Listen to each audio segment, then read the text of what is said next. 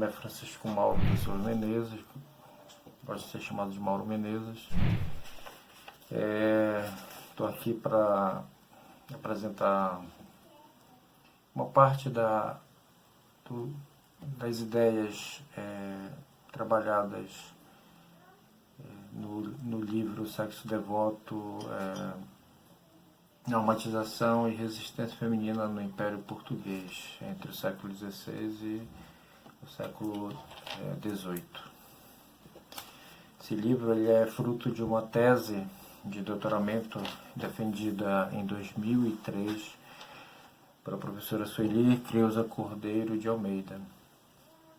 E o objeto central dessa tese é discutir as formas como as mulheres resistiram ao processo de normatização imposta pela estrutura político-social implantada ao longo do processo de colonização portuguesa aqui no Brasil e especificamente em Pernambuco, que é o locus de pesquisa da autora.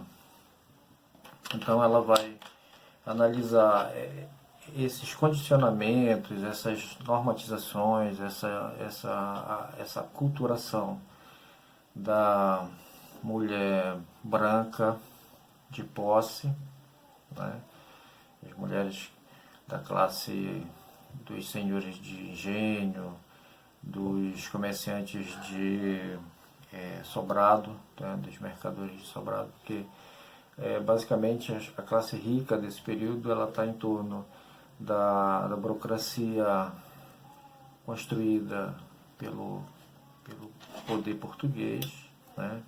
Juízes de fora, bispos da igreja, né? Arcebispos, enfim, juízes eclesiásticos e também os comerciantes, né? Que começavam como caixeiros viajantes e terminavam numa posição, a posição mais elevada dessa classe era de mercador de sobrado. Então, a autora ela vai analisar essas mulheres, a documentação que ela encontrou, uma documentação fragmentária, né? A documentação do Brasil Império, Brasil Colônia, ela é difícil porque é uma documentação fragmentária. Então ela vai buscar na Torre do Tombo, no arquivo do Conselho Ultramarino em Lisboa, em diversos arquivos aqui no Brasil, em arquivos particulares dos conventos e, enfim, dos ambientes eclesiásticos aqui, tanto lá em Pernambuco. Então ela vai, ao longo dessa coleta de informações, vai construindo o ambiente de sociabilidade dessas mulheres, né? Então ela faz um estudo de casos, né? Aos moldes do Carlos Ginzburg, né? Pega aquela metodologia de investigação do cotidiano e vai descobrir, por exemplo, a história de Brigitte Manuela Luísa de Mello, Isabela dos Reis, Ana Clara de Freitas, que eram figuras, mulheres abastadas, mulheres que tinham uma condição social boa, em termos de materiais, né? Mas cada uma tem uma história de resistência às normas da sociedade daquele período. Por exemplo, a Brigitte Manuela ela era de uma família Paz Barreto, uma família de pessoas, de fazendeiros, assim, de senhores de engenho, enfim. E ela foi deflorada pelo futuro marido dela. E só o fato dela ter perdido a virgindade antes do casamento, isso já gerou um desconforto muito grande na família, né? Ela casou e tal, mas não desenvolveu um matrimônio, uma vida de casada dentro das normalidades do período, né? O marido dela morreu, ela ficou viúva, foi morar com o irmão, porque naquele período o irmão mais velho assumia as finanças, os negócios da família, e ela foi morar na vila do Recife, né? E lá desenvolveu uma certa liberdade, né? Morava e tudo, saía sozinho. E essas atitudes não eram bem vistas pela sociedade daquele período. Então ela passou a ser vista como uma pessoa dissoluta, né? Que levava uma vida devassa, né? Quase uma prostituta, né? E ela reivindicou assim, a herança dela, a parte que cabia a ela, e houve toda uma batalha jurídica entre ela e o irmão. E o irmão, se utilizando do prestígio de homem, né, da condição de homem, e filho mais velho e gestor dos negócios da família, alegou que ela deveria ser enclausurada numa casa de recolhimento ou num convento, porque a atitude a vida que ela levava não condizia com a condição social dela. Então ela deveria ser enclausurada para sempre. E assim aconteceu. No caso da Isabela dos Reis,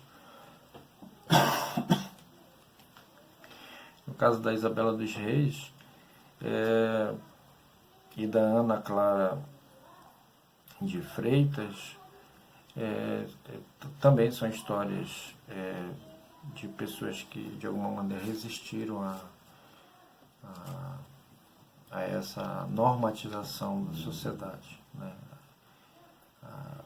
Por exemplo, a Ana Clara dos Reis, o marido se separou dela, e naquele período os maridos, para não desonrar a sua ex-mulher, colocavam essas mulheres em casas de recolhimento, pagavam um tipo de prestação para que elas pudessem ser mantidas nessas casas.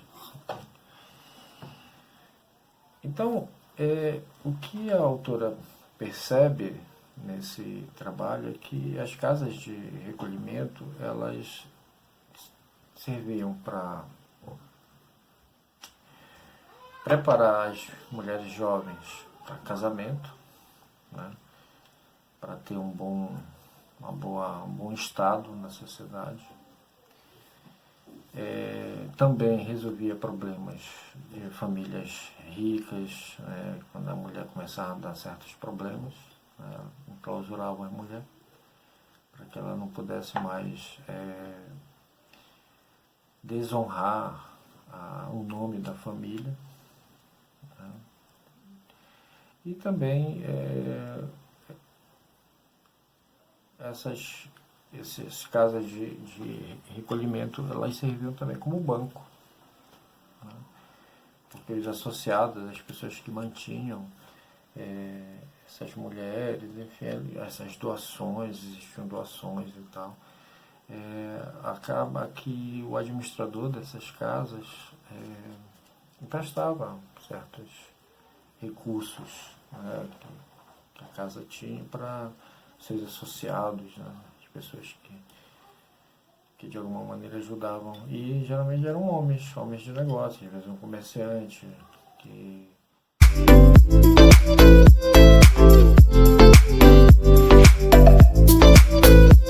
No capítulo Violência e Clausura, a autora, ela coloca um pouco da natureza da clausura, né?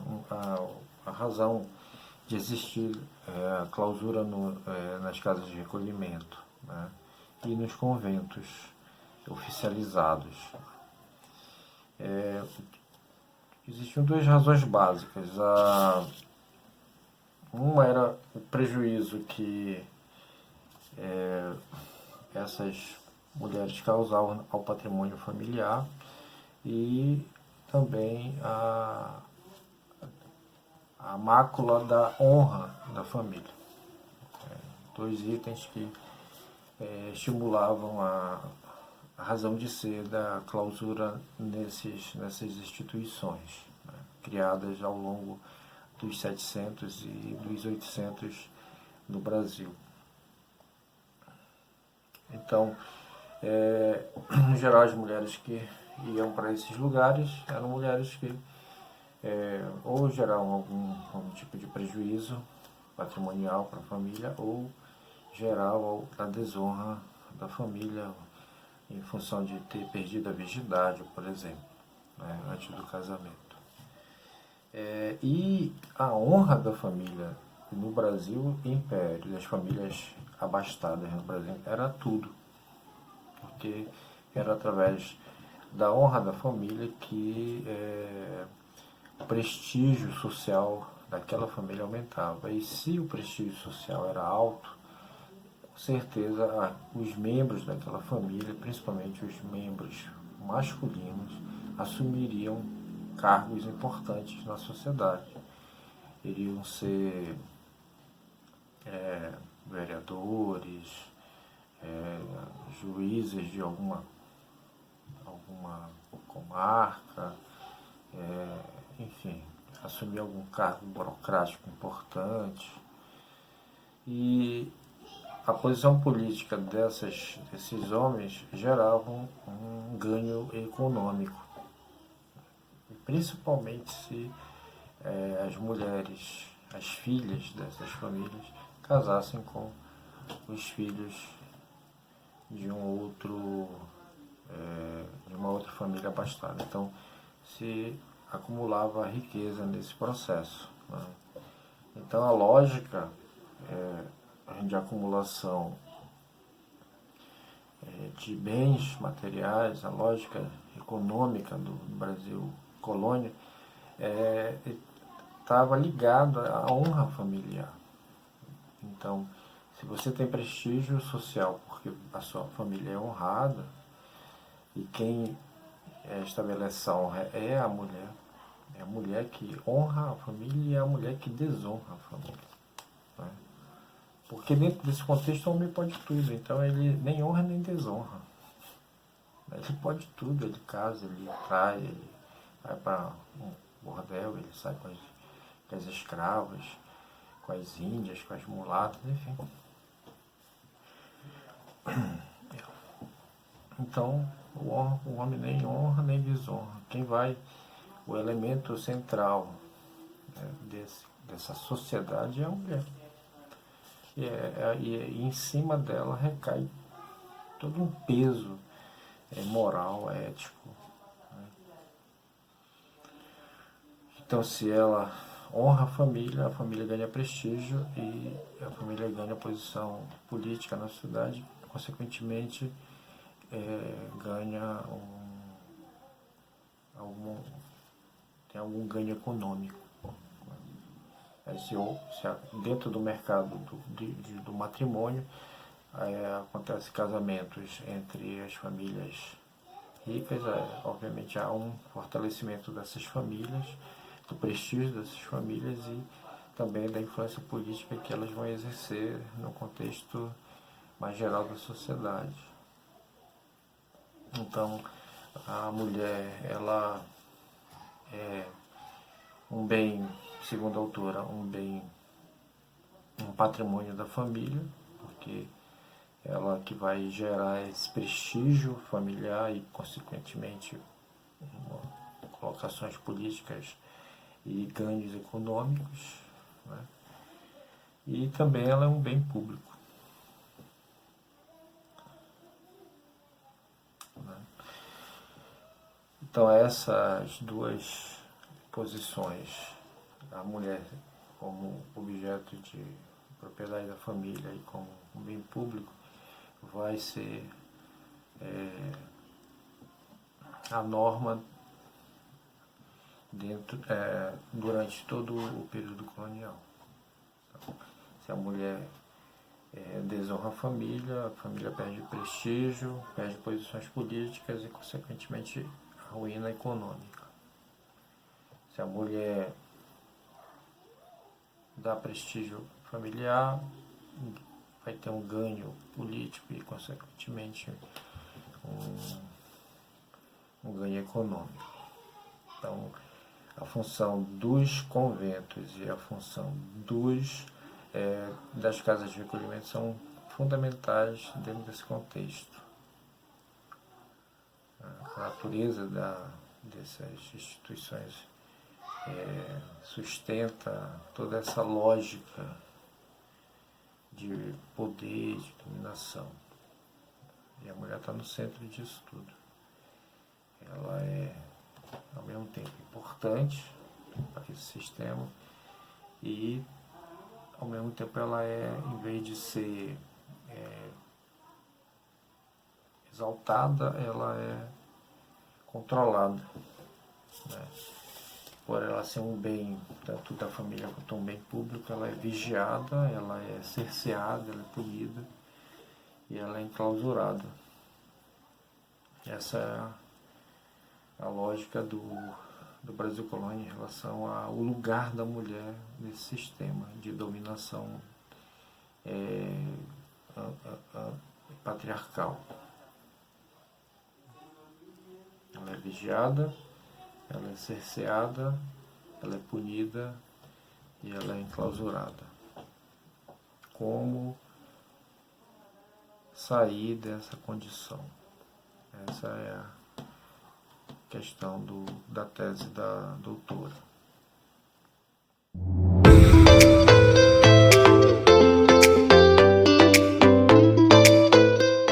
As mulheres de posse, a autora também ela estudou um pouco a condição social das mulheres pobres, né?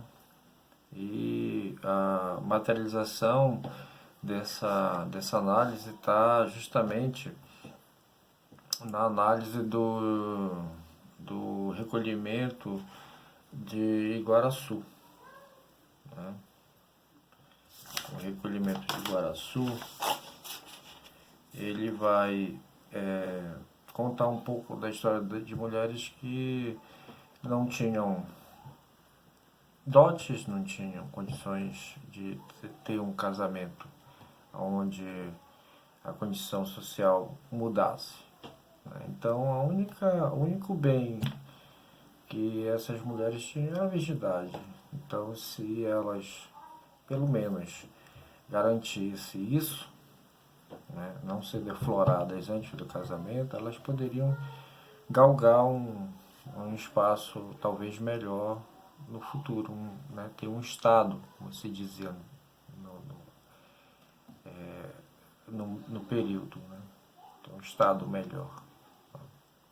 Então, muitas meninas elas iam para essas casas de recolhimento para, na realidade, garantir um resgate social, né?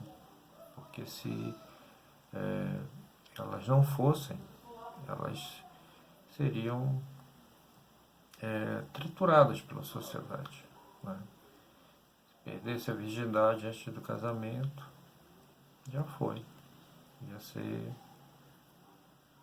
mulher da vida, né? Então, a solução para muitas mulheres que não tinham, que eram pobres, né, mulheres brancas pobres, era ir para uma casa de recolhimento, aprender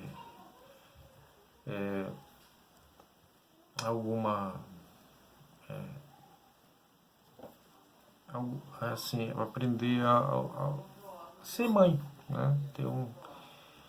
Aprender a costurar, aprender a bordar, né?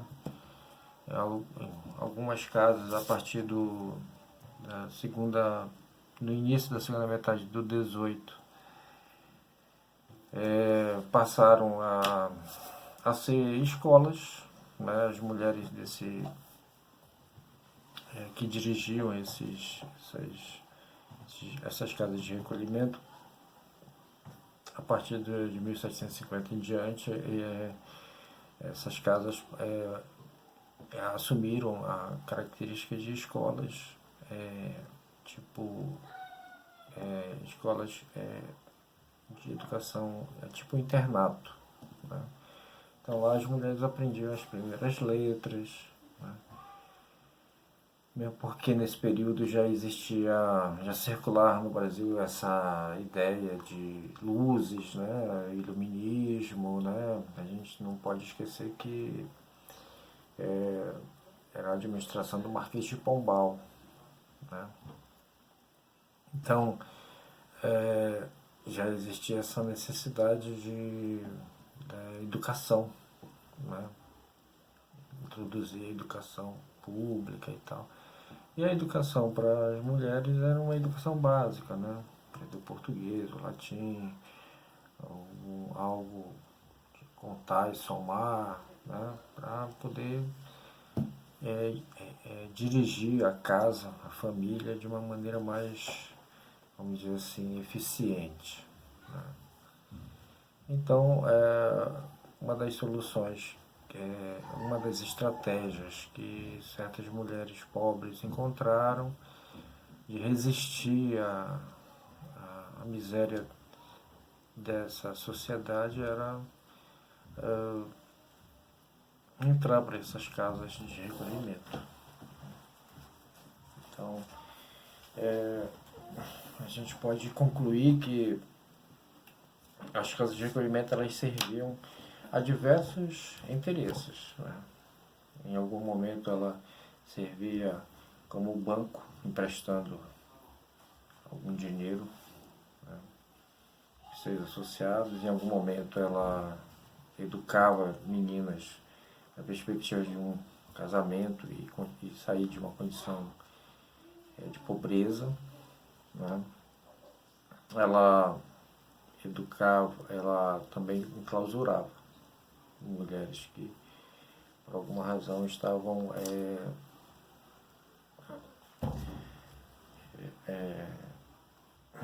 vamos dizer assim, transgredindo a lógica de poder na sociedade. Isso para as mulheres pobres. Agora para as mulheres, e também para as mulheres ricas, né? Essas casas de recolhimento, como a Casa da Glória, Conceição, enfim, que eram casas para essa faixa etária, para essa faixa de social, né? Mulheres abastadas, mulheres com posses, enfim. As filhas iam para esses ambientes aprender também a ser uma boa mulher, uma boa mãe. E quando essas filhas davam trabalho, né, elas eram também clausuradas nesses ambientes. Umas até para sempre, não voltavam mais. Se transformavam em freiras, em outras se transformavam em gerente da casa de recolhimento, enfim. O fato é que essa resistência que a autora busca na documentação, ela se dá no limite da sociedade, né? Ela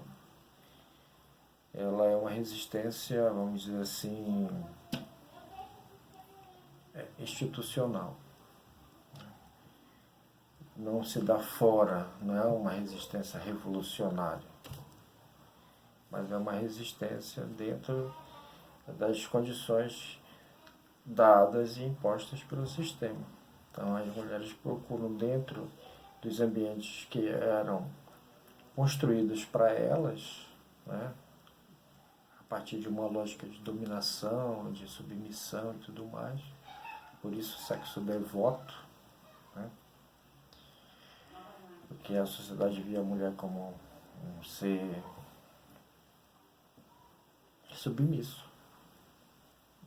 A devoção está ligada à ideia de submissão, a uma fé, né? Então a mulher é devocional por natureza, né? Essa era a ideia que circulava, né? Tanto que o padre Vieira colocava a mulher como submissa mesmo, né? Segundo a Bíblia, a mulher que provocou o pecado original, é a mulher que deve ser controlada, porque a natureza dela é perigosa, então tem que controlar, tem que vigiar, punir.